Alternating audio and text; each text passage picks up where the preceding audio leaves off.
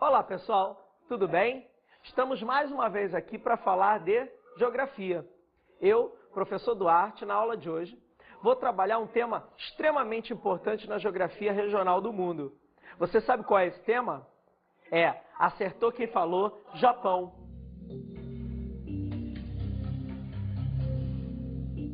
É interessante analisar, em primeiro lugar, alguns aspectos naturais japoneses.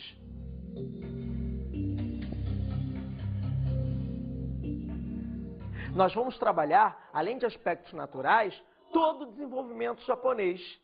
Bom, para começar, a gente vai falar de geologia. O Japão é um país especial quando se fala de geologia a nível mundial. É um país frequentemente abalado por terremotos, por ação de vulcanismo. Agora, você sabe me explicar por quê? Quais são os motivos que levam o Japão a ser um país tão instável geologicamente? Bom, o principal motivo é que o Japão se localiza numa área de contato de placas tectônicas, ou seja, numa área de convergência de placas tectônicas. Isso causa uma grande instabilidade ao território japonês, que registra mais de 5.000 terremotos por ano. Claro, graças a Deus, nem todos são devastadores, mas podem causar algum tipo de prejuízo. Além disso, maremotos e ventos muito fortes são características do arquipélago japonês. Bom, gente, o arquipélago japonês é um arquipélago composto basicamente por rochas vulcânicas, que se acumularam ao longo de milhares e milhares de anos. Essas rochas e esse acúmulo de rochas fez com que o arquipélago japonês tivesse uma característica em relação a relevo. O arquipélago japonês apresenta o relevo disposto da seguinte maneira. No centro do arquipélago japonês você encontra um grande conjunto montanhoso. É claro que abriga menos população. Já no litoral, você encontra uma estreita, mas bem estreita planície, E é nessa estreita planície que a maioria dos japoneses vive. A briga por espaço é muito grande, mas daqui a pouquinho a gente fala disso. Uma coisa importante que você não pode deixar de entender é que o Japão ele é um país extremamente pobre em recursos minerais. Ele é tão pobre que ele tem que importar quase toda a sua matéria-prima mineral. Ele importa de países da África, de países da América Latina, mas a partir dos anos 70 tem um país que entra na esfera de domínio japonês. O nome desse país é Austrália. A Austrália, uma, entre aspas, ilha, já que é cercada por água aí de todos os lados, ela acaba sendo capturada pelo Japão nos anos 70, a Austrália fazendo parte da Oceania. E grande parte dessa captura japonesa se dá pela grande quantidade de minerais presentes na Austrália. A Austrália é uma grande exportadora de minerais para o Japão. O Oriente Médio também exporta boa parte do seu petróleo para esse pequeno arquipélago no Oceano Pacífico. E o Japão aproveita-se dessa importação de petróleo do Oriente Médio para beneficiar esse petróleo e transformá-lo em algum tipo de produto, óleos, enfim, uma série de produtos que serão utilizados em outras atividades, ok? Quando a gente fala de agricultura no Japão, nós estamos falando sobre um problema muito sério, que se fala de falta de espaço. Esse problema limita bastante o desenvolvimento da agricultura no arquipélago, sem falar na parte norte, que é muito fria, e por si só já é um fator limitador. Além da falta de espaço, em algumas partes do arquipélago, você encontrar uma temperatura muito baixa, o solo japonês também não é tão fértil assim, para permitir uma agricultura em larga escala. O único produto de destaque da agricultura japonesa é o arroz, né, a risicultura. Eles trabalham bastante, né, com agricultura de jardinagem bastante intensiva, né, criando aí uma produtividade até alta, bastante alta, mas especificamente num único produto, o arroz, né, que é uma das bases da culinária japonesa. Bom, além disso, você tem hoje no Japão um grande parque industrial ligado à indústria naval e pesqueira, né? O Japão é hoje, sem sombra de dúvida, o maior país pesqueiro do planeta. Grande parte da sua frota pesqueira pesca fora do Japão, né? Pesca em outros mares, inclusive na costa brasileira, e às vezes sem autorização. Essa grande atividade pesqueira se deve inicialmente à presença no litoral japonês de duas correntes, a Oyashivo, que é uma corrente fria, e a Kuroshivo, que é uma corrente quente, tá? As duas se encontrando no litoral japonês, criando aí condições, né, para a formação do fitoplâncton, que serve de alimento para pequenos peixes e, obviamente, atrai os grandes peixes, criando ali, né, no litoral japonês uma grande zona de piscosidade. Ok? Legal? Bom, a gente já falou aqui de recursos naturais, a gente já falou aqui de relevo, já falou de agricultura. Agora, e do japonês mesmo, Duarte? Quando é que você vai falar? Bom, a população japonesa ela é bastante homogênea, né? É uma população sem grande variação aí de, né, aspectos faciais, né, cabelo, quer dizer, a variação não é muito grande. Além disso, além dela ser homogênea, é uma população que cresce muito pouco atualmente, né? A taxa de natalidade, as taxas, né, de natalidade são muito baixas no Japão. Isso vem, inclusive, provocando um envelhecimento da população, né? Um envelhecimento rápido. Por quê? A expectativa de vida no Japão é muito alta, né? As condições de vida são muito boas. Então, por exemplo, a expectativa de vida média hoje está na casa dos 84, 83 anos, o que é muito alto, é uma média muito alta. Então, o japonês vive muito tempo e cada vez está tendo menos filhos. Resultado, né? Você tende a ter uma escassez de mão de obra aí, inclusive vários brasileiros, né, os chamados decassegues, que são brasileiros, descendentes de orientais, têm se aproveitado dessa situação e migrado para o Japão, né, para trabalhar em setores pouco qualificados. Esses decassegues trabalham como mão de obra pouco qualificada no Japão, mas recebem, né, em iene, em dólar, ou seja, numa moeda mais forte do que a nossa moeda, fazendo com que seja vantajoso você migrar para o Japão e trabalhar lá durante alguns anos. Bom, além desses aspectos, a gente pode falar da urbanização. Primeiro que o Japão é um país extremamente urbanizado, né? Para começar aí. Se você pegar o mapa japonês e localizar as principais cidades, né? As duas maiores são a capital, Tóquio, e a Osaka. A maioria da população japonesa mora em cidades e essas cidades, agora sim, né, nós estamos aí dentro de um aspecto extremamente importante, essas cidades estão localizadas naquela planície estreita litorânea, né? Isso faz com que a disputa pelo espaço seja maior ainda. É importante você mentalizar o seguinte, né? Tentar visualizar em casa que aquela concentração que vai de Tóquio até Osaka, né, formada até uma megalópole, a tal da megalópole de Tokaido, é talvez uma das áreas de maior concentração populacional do planeta. ela está na planície, junto ao litoral e bem estreita, né? Quer dizer, imagina você hoje ter aí 70, 80 milhões de pessoas, né? Fora o resto do país, mas 70, 80 milhões de pessoas morando naquele espaço ali, né? Junto ao mar, numa planície bem estreita. Então, a disputa pelo espaço no Japão faz com que o solo urbano seja extremamente caro. E os japoneses têm adotado algumas soluções, né, para resolver esse sério problema de falta de espaço. Uma das soluções é, por exemplo, a criação de aterros, né?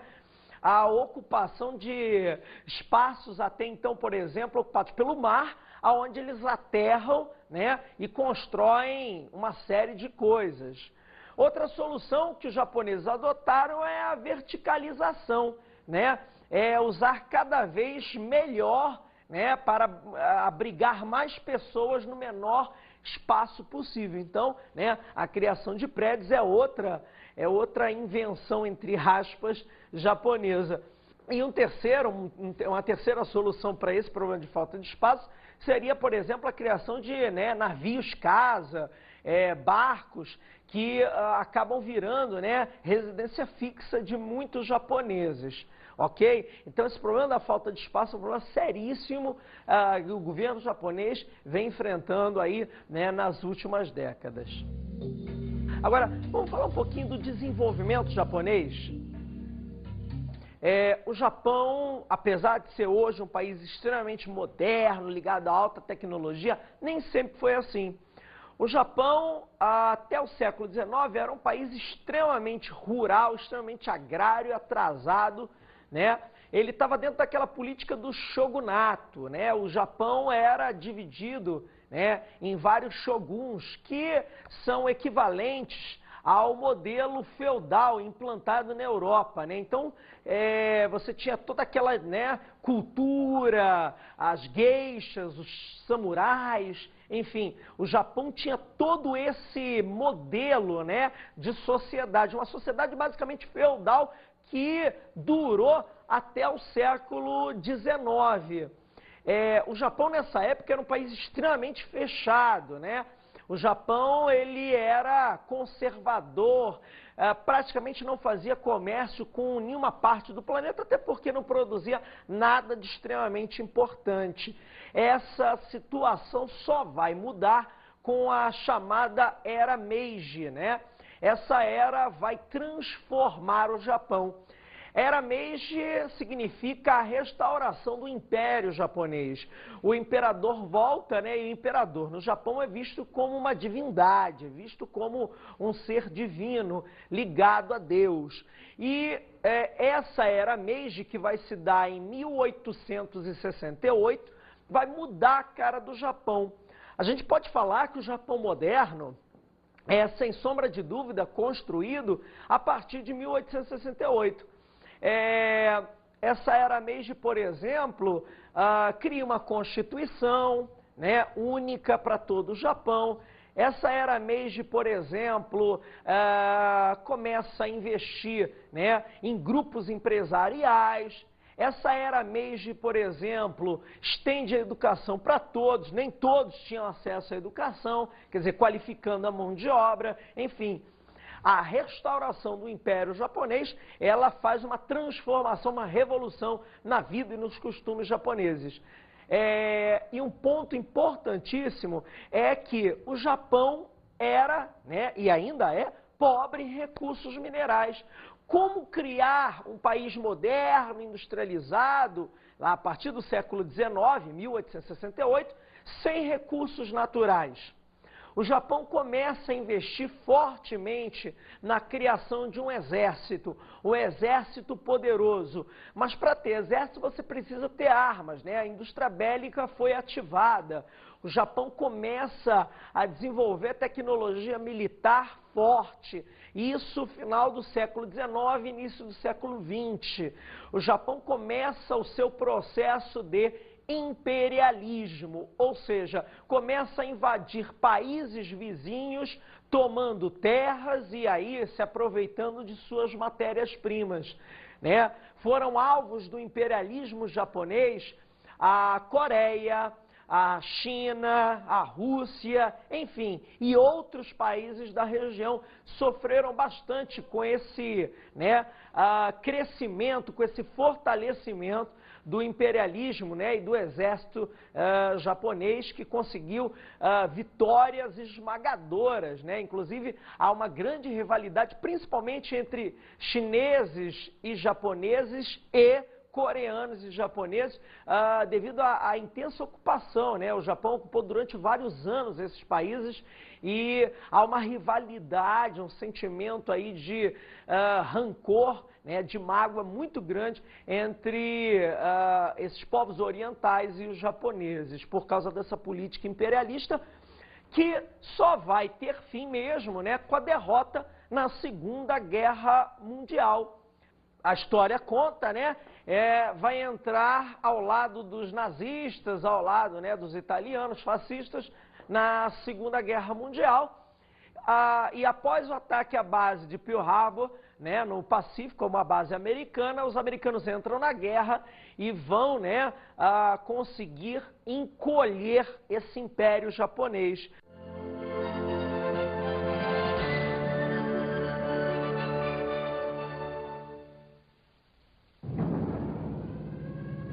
December 7, 1941. 7 de dezembro de 1941. De surpresa, os japoneses atacam a base naval americana em Pearl Harbor, no Havaí, e provocam a entrada dos Estados Unidos na guerra. Era domingo. Faltava 1 minuto para as 8 horas da manhã. 360 aviões japoneses chamados Zero saíram das nuvens e mergulharam sobre Pearl Harbor. A maior parte da frota americana no Pacífico foi destroçada. 14 navios a pique, 200 aviões destruídos em terra, 2.000 americanos mortos, 1.200 deles no afundamento do navio Arizona. Nos Estados Unidos, o ataque considerado traiçoeiro provocou comoção. Antes de Pearl Harbor, os americanos estavam divididos. Na véspera, o presidente Franklin Roosevelt tinha feito um apelo pessoal ao imperador Hirohito para evitar o conflito. Agora o presidente pedia ao Congresso para declarar guerra. Uma guerra em que os Estados Unidos entraram com ódio e colocaram todo o seu poderio.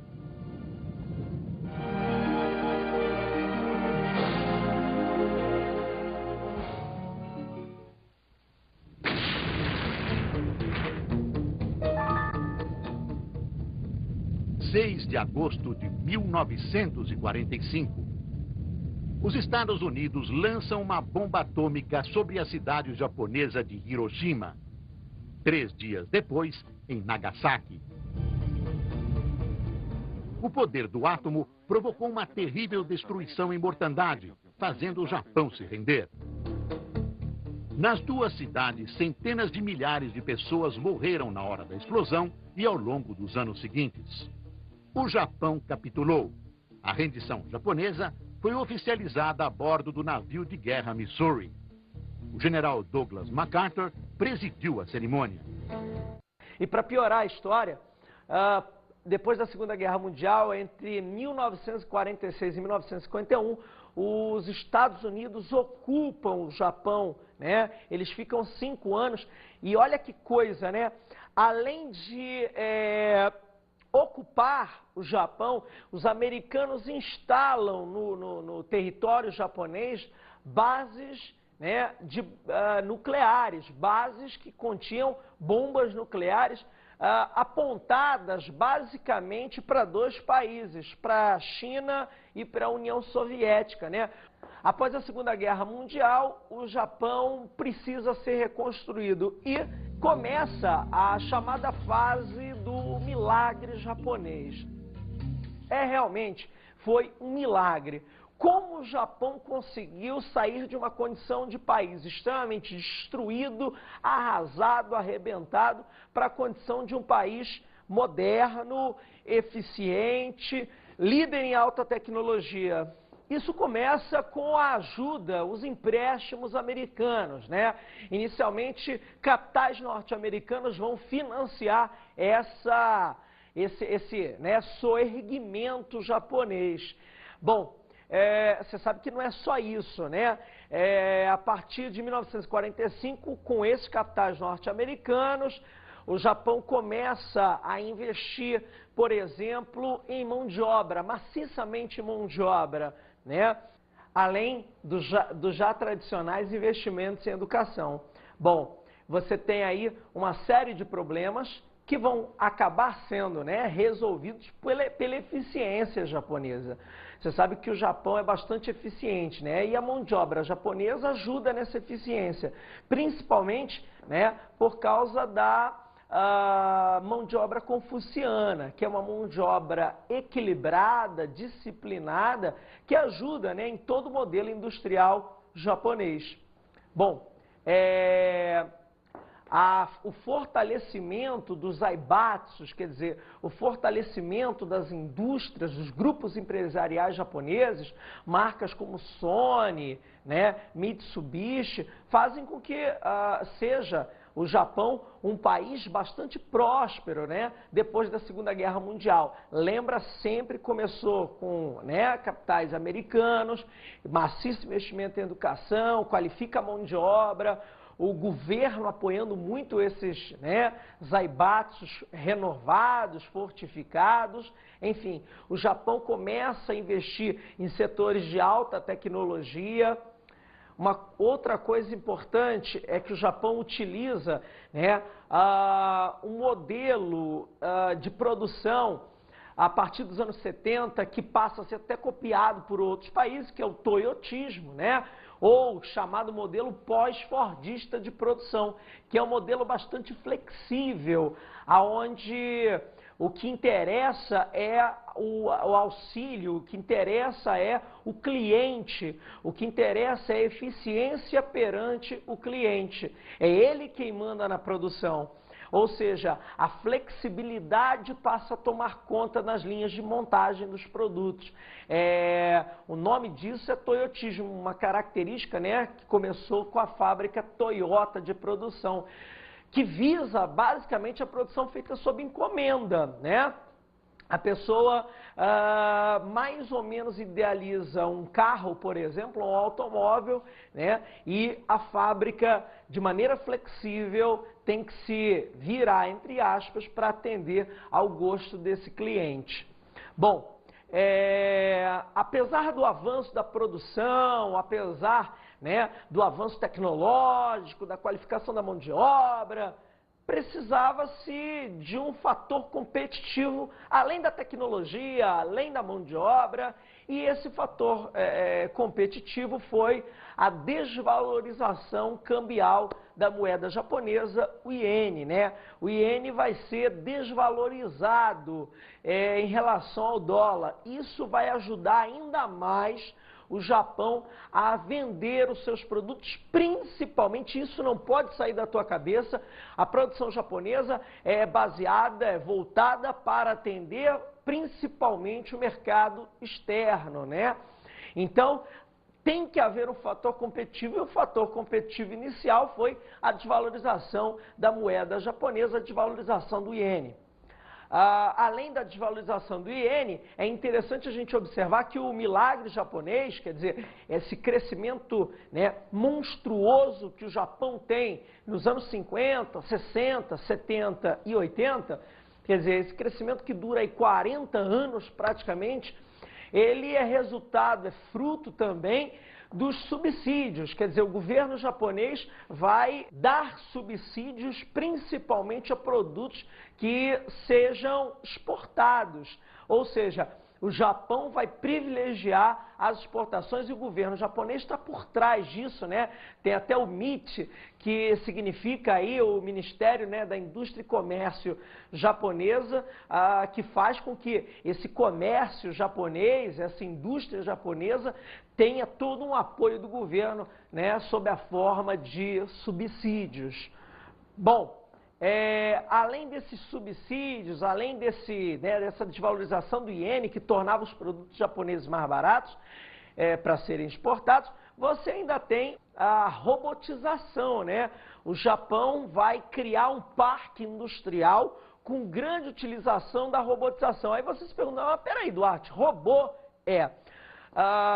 o robô, ele não falta, o robô não fica cansado, o robô não fica doente, o robô não chega atrasado, né? Tá vendo? Olha a vantagem aí de você ter, né, um alto grau de robotização. Isso torna a produção mais rápida, mais dinâmica, né, mais eficiente. Você não tem atraso na entrega de mercadoria, porque é o robô que está trabalhando, é uma máquina, não para, né?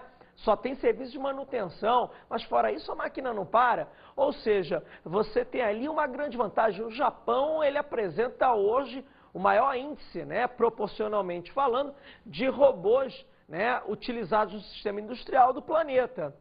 Essa grande utilização de robôs tem causado um problema muito sério, né, que é o desemprego estrutural, ou seja, aquele desemprego em que você não tem a possibilidade de ter volta. O cara perdeu o emprego, já era, né? Para uma máquina, o dono da indústria não vai voltar com o cara e tirar a máquina, né? Quer dizer, a robotização é um fator extremamente competitivo na indústria japonesa. Além disso, nós já falamos aqui que o Japão tem sérios problemas aí com a falta de espaço, né? A falta de espaço no Japão, ela é crônica, né? Um problema bastante crônico aí. E para resolver isso, uma outra medida foi a miniaturização, né?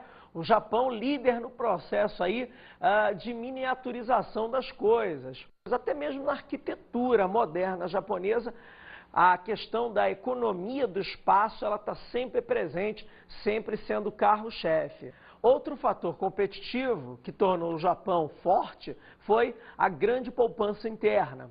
Enfim, o Japão, ele vai se caracterizar por uma grande, a sociedade japonesa vai se caracterizar por uma grande quantidade de depósitos bancários. Isso faz com que haja um acúmulo, né, de capitais nos bancos e, obviamente, os bancos passam a ser os grandes financiadores do desenvolvimento industrial. Então você reparou que o milagre japonês ele está construído em cima de um triângulo, né? Primeiro, você tem a produção, né, a indústria. Na outra ponta do triângulo você tem, né, o banco, que é o financiador. E, né, no outro extremo do triângulo você tem o governo, né, que fornece subsídios, enfim, dá todo o apoio para a produção. Então a produção japonesa, ela está amparada nesse triângulo, né, esse crescimento japonês está amparado nesse triângulo. O Estado protege, né, é muito difícil, por exemplo, você vender alguma coisa para o mercado japonês, porque eles têm, né, taxas altíssimas, quer dizer, o governo protege o mercado japonês contra produtos de fora, o governo fornece subsídios, o banco, né, com esse grande volume de capitais, empresta a juro baixo, a produção pega esse dinheiro, né, compra máquinas, financia pesquisa, enfim, faz com que haja um desenvolvimento, né, bastante forte, né, durante essa fase do milagre. Essa fase do milagre fica caracterizada como, né, uma fase de grande expansão. E essa expansão vai ter o seu auge nos anos 80. Os anos 80 vão ser a grande marca do auge aí, do modelo, né, do milagre japonês. Primeiro pela grande concentração financeira. Tem um dado que é fantástico para explicar isso, que é o seguinte: em 1986, dos 10 maiores bancos do mundo, 7, simplesmente 7, eram japoneses, né?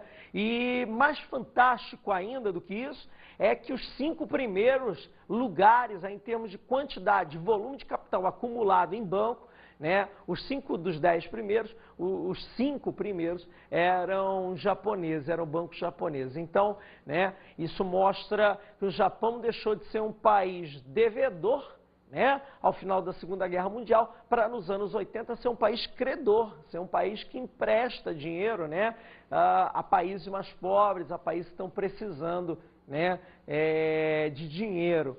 Outra marca da potência japonesa foi a expansão das suas multinacionais, né? Sony, Panasonic, Yamaha, Suzuki, Honda, Kodak, uma série de empresas japonesas sendo aí divulgadas no mundo inteiro, vendendo produtos para o mundo inteiro e produtos, né, com grande eficiência tecnológica, com grande inovação tecnológica, produtos de ponta a um preço competitivo, né?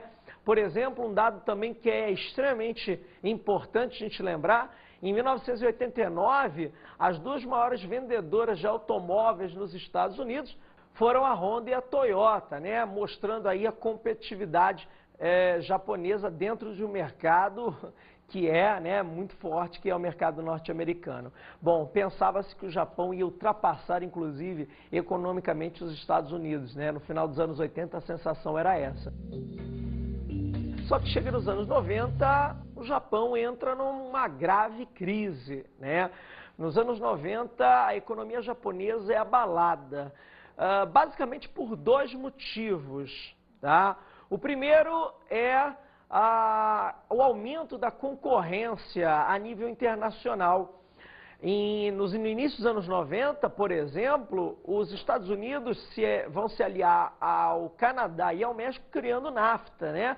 Aumentando a competitividade da economia norte-americana, frente à japonesa, por exemplo. O segundo, a União Europeia cria o Tratado de Maastricht também, né, se fortalecendo perante a influência japonesa. Então você repara que a economia japonesa sofre um baque muito grande, né, devido ao aumento da concorrência no início dos anos 90. E outro motivo foi a chamada crise dos créditos podres. O sistema financeiro japonês, quer dizer, o sistema bancário, para de emprestar dinheiro às empresas. Por quê?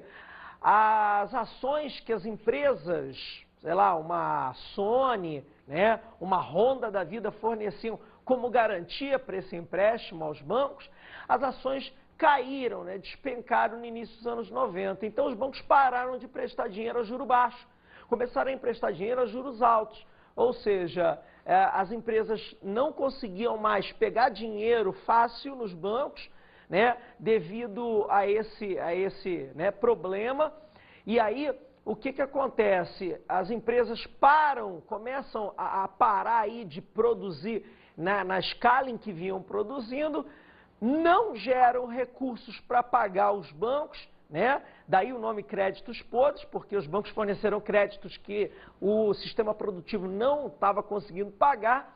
Isso vai virando uma bola de neve até que, né, o Japão, nos anos 90, passa por uma grave crise, uma grave recessão e nos anos 90, pela primeira vez depois da Segunda Guerra Mundial, registra-se aí um aumento nas taxas de desemprego, né, uma recessão na produção, enfim.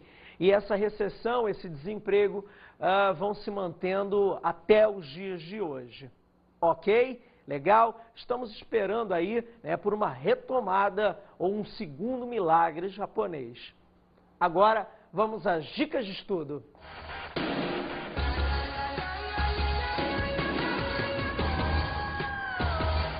Gente, como dica de estudos, você pode utilizar o livro O Japão que Sabe Dizer Não, de um autor chamado Shintaro Ishihara. Nesse livro, ele mostra como o Japão pode resistir ao avanço do capitalismo norte-americano. Outra dica é olhar alguns documentários sobre o Japão, que sempre mostram a realidade do que está acontecendo. Um grande abraço do professor Duarte, bons estudos, até a próxima!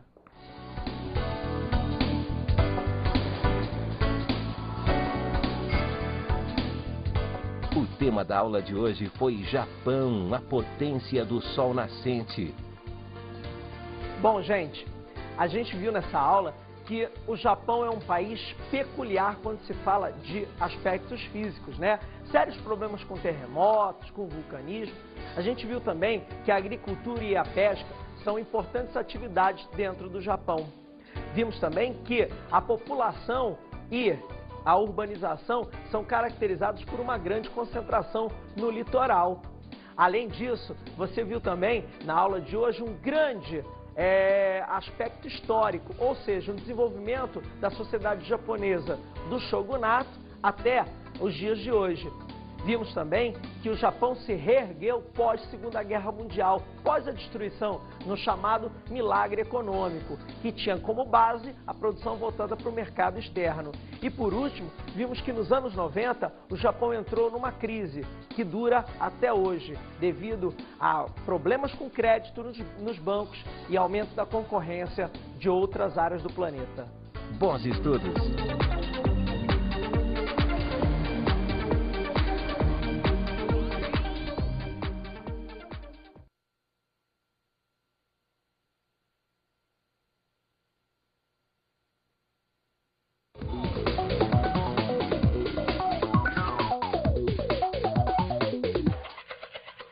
Olá, amigo professor, tudo bem? Eu estou aqui de novo para tentar dar alguma sugestão para você.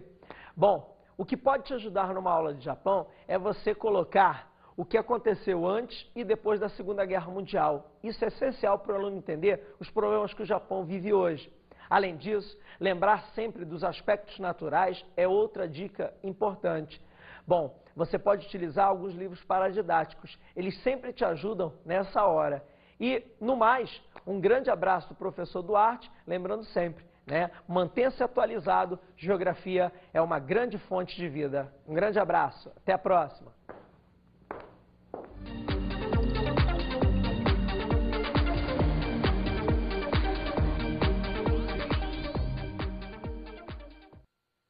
Tão instável geologicamente? Bom, o principal motivo é que o Japão se localiza numa área de contato de placas tectônicas, ou seja, numa área de convergência de placas tectônicas.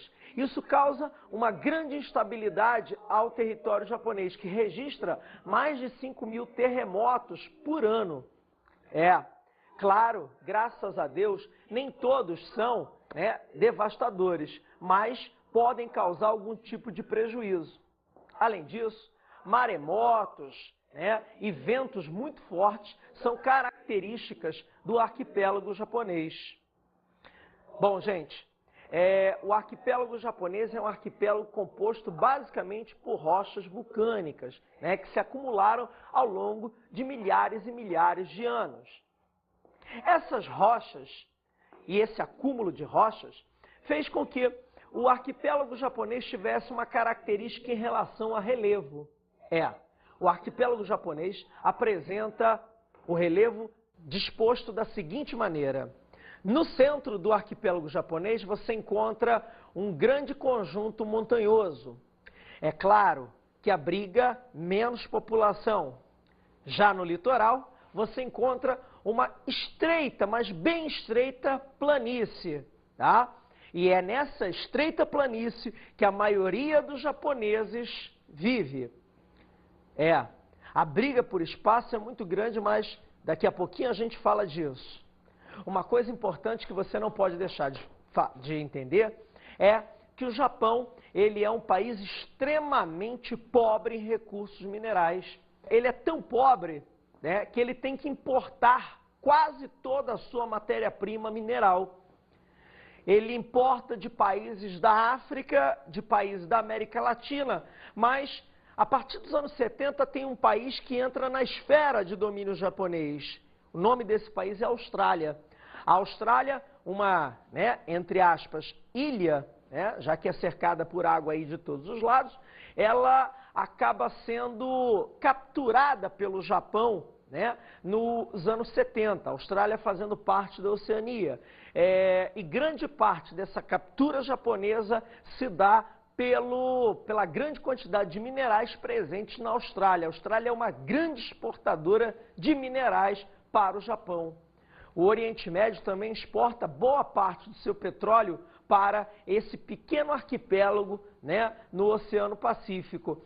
E o Japão aproveita-se dessa importação de petróleo do Oriente Médio para beneficiar esse petróleo e transformá-lo em algum tipo de produto, óleos, enfim, uma série de produtos que serão utilizados em outras atividades.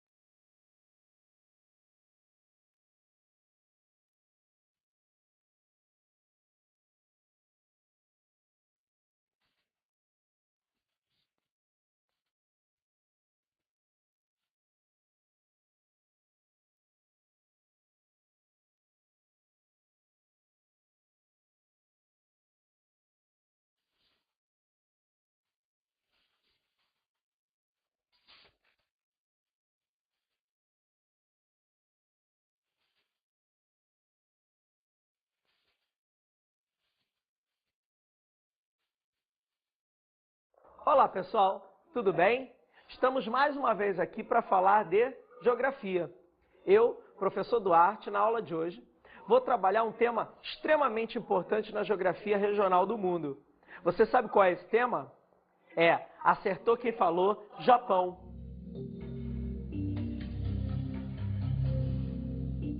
É interessante analisar, em primeiro lugar, alguns aspectos naturais japoneses.